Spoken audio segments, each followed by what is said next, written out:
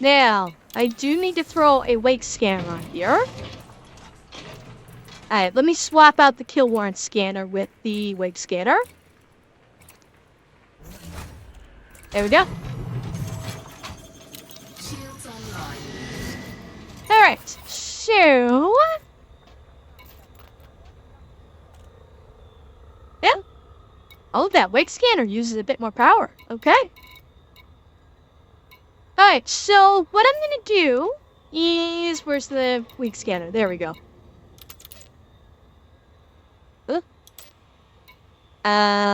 Wake scanner. There we go. Okay. So, what we're gonna do is we're gonna do a double shot. We're gonna do this all in fuel. Okay? We're gonna do this all in fuelum. Showing benefits to the wake scanner and shuttle stuff.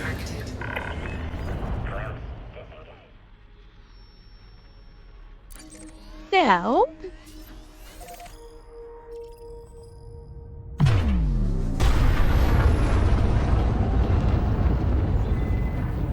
let's jump the fuel.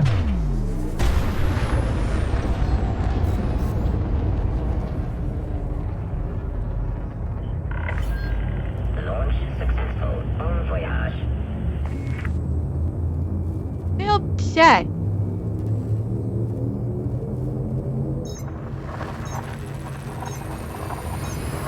So, while we are headed this way, the question you may be asking is, what does the wake scanner even do? So what the wake scanner does is, it does exactly what's advertised on the tin. It will scan the wake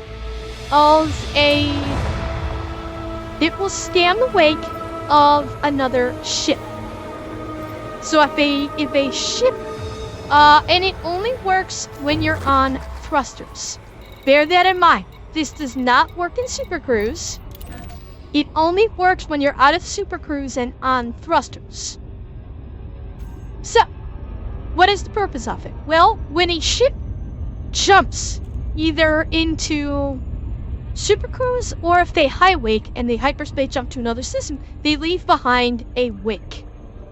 And what you can do with the surface scanner is you can scan that wake. You get close enough, you can scan the wake of that ship. And that scanning of that wake will give you two things. Number one, it gives you encoded data materials. So again, those lovely things that you need for engineering your ships, for various parts of your ships, you may very well need encoded materials to do it. For example, you need encoded materials for, like, doing your initial stuff with frameshift drives. You'll need encoded materials to do it. I forget exactly which, hang on.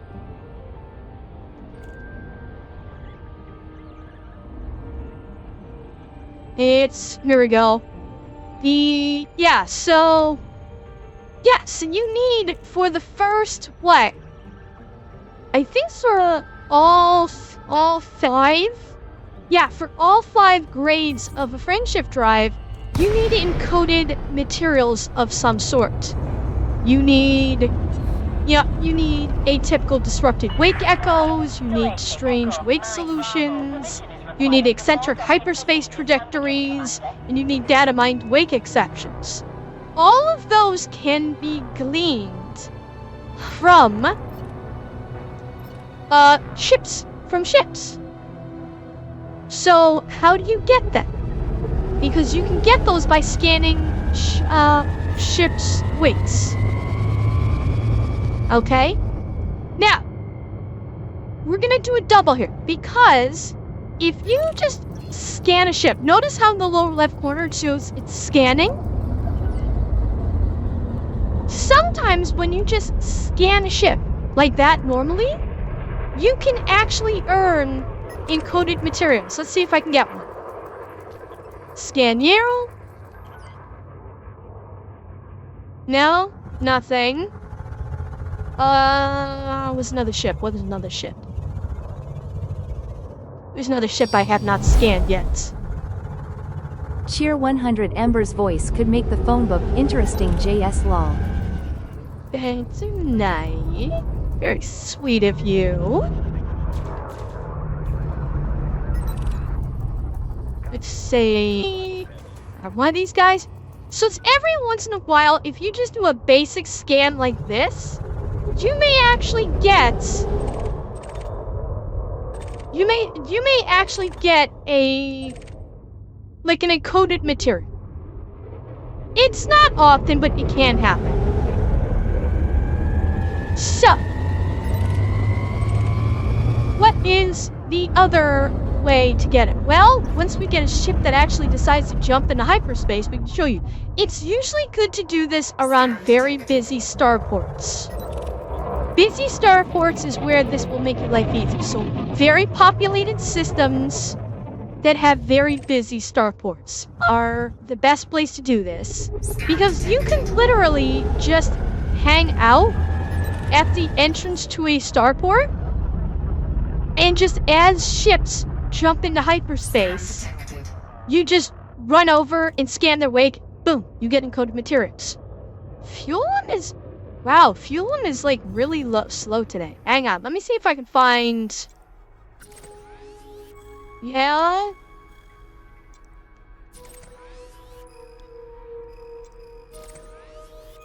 Find somewhere really populated, because Fuelum is populated, but it's in a boon. Why is there no one around? Here. Oh wait, here we go. Let's go to the Nav Beacon. Nav Beacon's another one. Yeah, Nav Beacon is another good one to go to. So we'll go to the Nav Beacon really quick. Basically, you want to go somewhere where there are a lot of ships around. Because a lot of NPC ships means a lot of ships jumping into hyperspace, which means lots of wakes. So you can do it at a station if the station is a very popular station and it's very active and there's a lot of ships coming and going. This is good.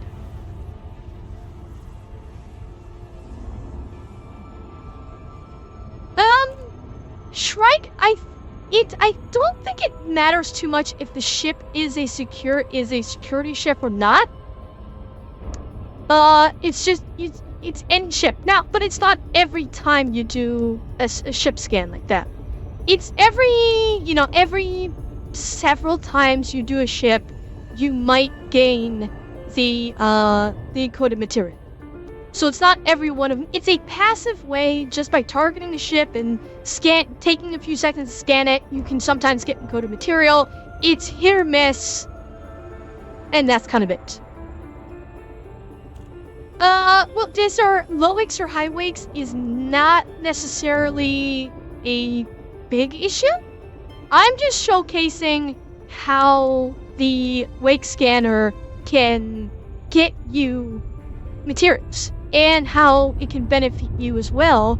If say you're hunting someone and they jump away, you can to a degree track them. To a degree, when you scan a ship's wake, you can track them to where they're going. If they've high waked, you can actually track the system that they've gone to. So as soon as they jump and you've scanned the low wake, you can immediately target and hit your frame shift drive, and you will jump to that, and you can jump to that system. So let's drop on the nav beacon. This will be a very target-rich environment.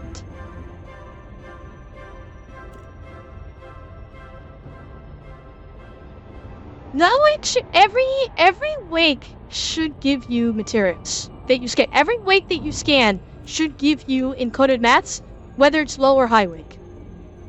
If memory serves, all wakes will give you materials.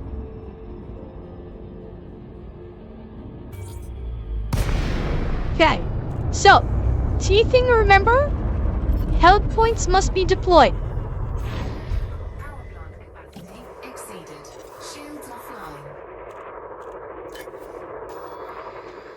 And I'm gonna turn off my guns for right now.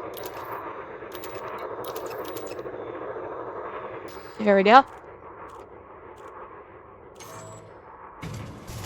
Oh. Keep hitting the wrong damn button. Okay, there we go. So, your hard points will need to be deployed in order for you to use the wake scan. Okay, that's one thing to bear in mind.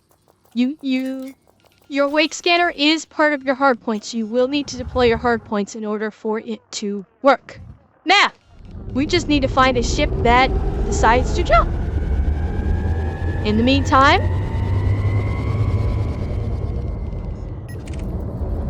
we need to scan ships, and you'll see. So look in the top right corner. You'll see if I get encoded material. Okay, nothing there. Matt McS. Where is Matt McS? Because he's about to jump, it looks like. Ah, there we go. Distorted shield cycle recording. See, I just collected the material from scanning the ship.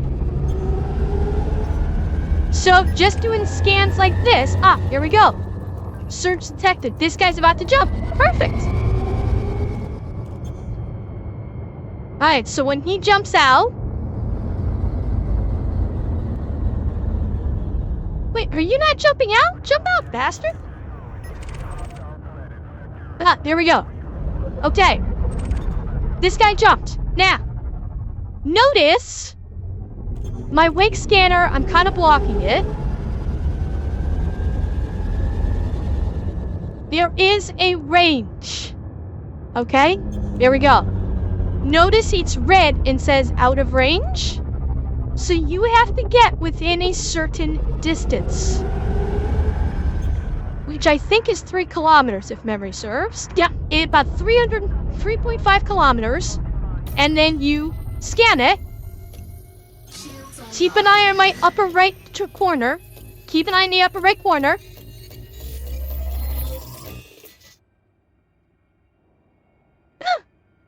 That one did not give me anything. Unusual. But then if I... But you notice it says New Indy. So, if I wanted to track Corey Trevor, I know that they're going to New Indy. So I could plot a route to New Indy, jump there, and I would see Corey Trevor in New Indy. If I wanted to. There's a high wake. There's another high wake. Yeah, that's right. That's what I was showing over here. I could go to New Indy. And the majority of NPCs, I don't think I've ever encountered an NPC that goes any further than, I think, 10 light years.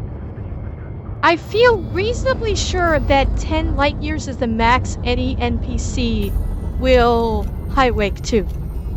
When you're, when you're dealing with them in one system and they high wake, 10 light years I think is the maximum they'll jump. There we go. Data mined wake exceptions. So that wake gave me data mined wake exceptions, which is material I need for my frameshift drive. So that's where the benefit here is.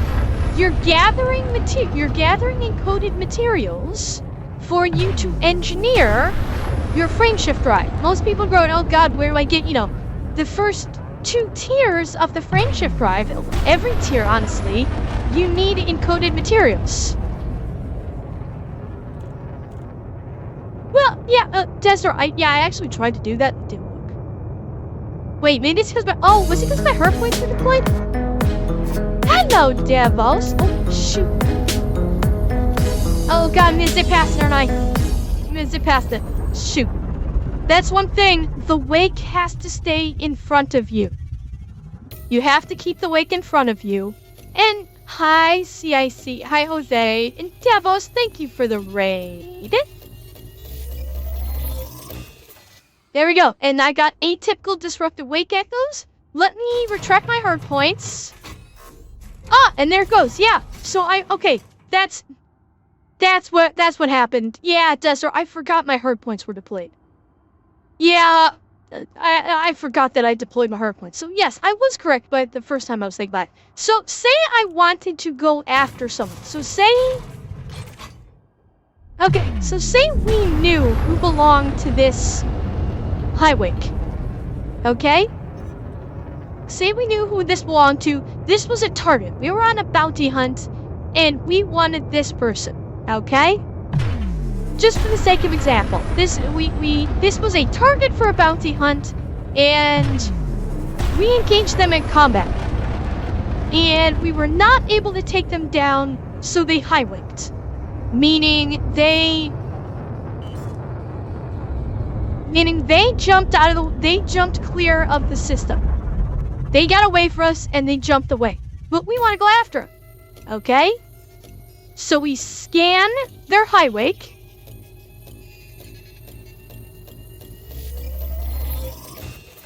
We'll get some materials, a typical disruptive vehicle. We know when they went to Shui Sector KNS B46.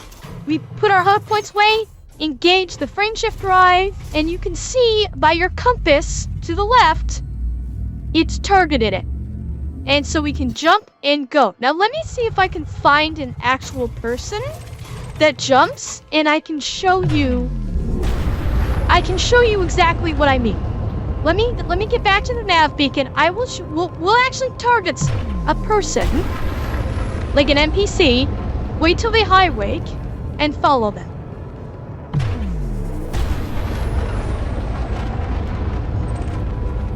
Alright, who's someone we can follow? There we go, there's a hauler. Okay. So, Crayofect, thank you for the follow. Okay, I want someone independent, someone by themselves. Wait, oh, come back.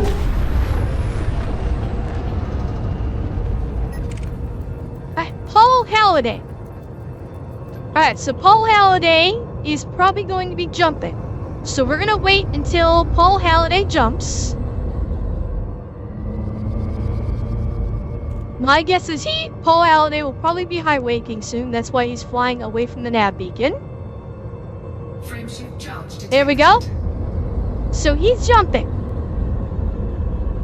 We'll just pretend this was a bounty we were after, and we couldn't quite kill him. He managed to jump away.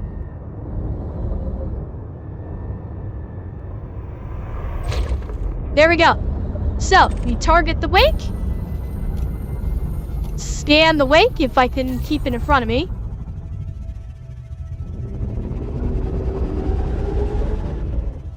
Thankfully, the wake does stick around for a little bit. We scan the wake.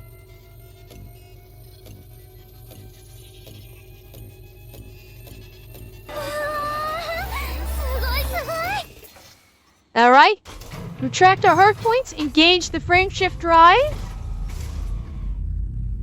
And Seismic, thank you for the tier 1.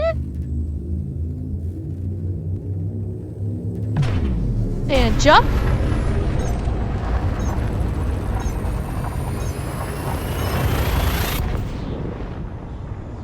So we're jumping to Yiminabin.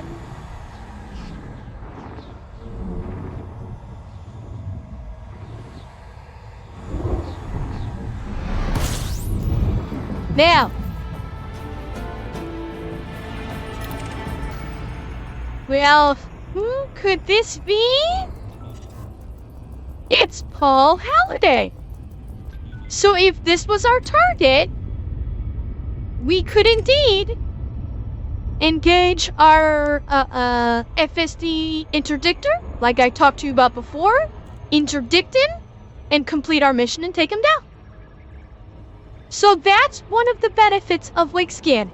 If you are engaged in bounty hunting activities of some kind, and your target gets away and highwakes, you can scan their wake, know what system they're going to, know what system they jump to that system, find them, and continue on your mission to take them down. So it's a good way to track both PCs, NPCs, and players. If you happen to be with a player, and it's a teammate, or even if it's, someone that you don't know, and for whatever reason, either you're ganking them or something, you're bounty hunting and they have a bounty and you want to go after them, whatever ship, if you scan their wake, you'll know what system they jump to. You can jump to that system and continue the hunt. So that's one benefit of using the wake scan. The reason why most people use it these days is as a means of just farming encoded materials. That by far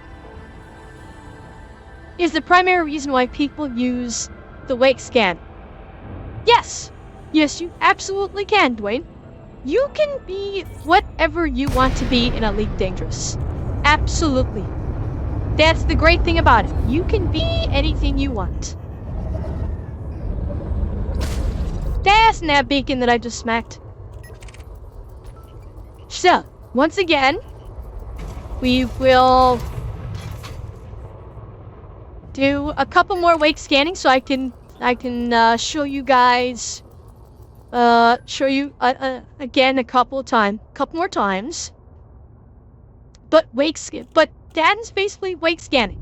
The primary purpose for wake scanning for most people is to just get encoded materials for engineering your frameshift drive. That is, realistically speaking, the primary reason why people use the wake scanner. Realistic. It's for tracking NPCs. It's honestly, there's enough bounties that if one of them jumps away, you're not gonna worry about it. You're realistically not going to worry if someone you're targeting, if a bounty you're targeting gets away, because there's gonna be about 10 more in the next 5 seconds. So that's why the wake scanner is kinda really just more of a material forming tool than anything.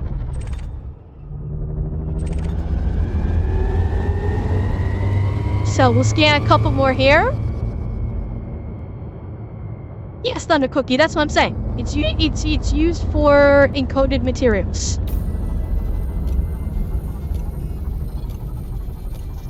Like, if you wanted to, go after someone and not have a whole bunch of ships around that could maybe help them. Okay, that one I got 2. I got 2 atypical disrupted wake echoes, which is nice.